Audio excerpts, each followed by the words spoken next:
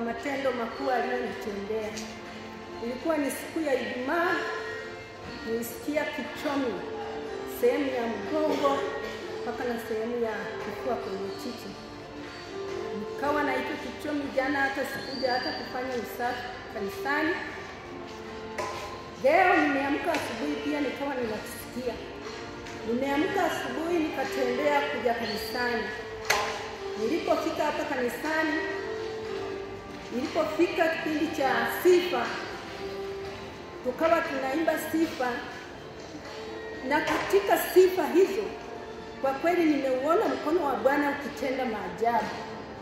Nimesikia kupona kabisa, kichomi kikaisha katika sehemu ya mgongo na sehemu ya kifua cha titi. Kwa hiyo ninamshukuru Mungu kwa ajili ya uponyaji wake mkuu aliyoutenda katika mwili wangu. Bwana Yesu asifiwe. Flora William, nimesimama kumshukuru Mungu. Tangu kongamano la kuzaliwa upya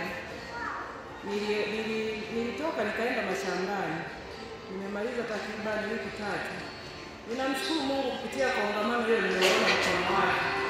Kwa kweli Mungu ametenda yaliyo ya ajabu. Hata sasa naona na afya yangu imebadilika. Wakati naanza kuabudu mahali hapa sikuwa hivi.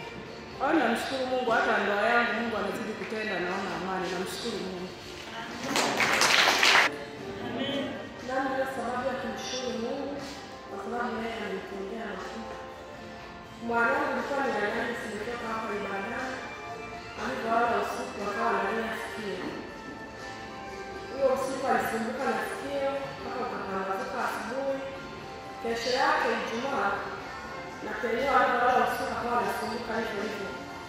Lakini nilichukua maji ya urejesho nikawa nimemwekea kwenye sikio. Na jana nimelala vizuri, hajasumbuka.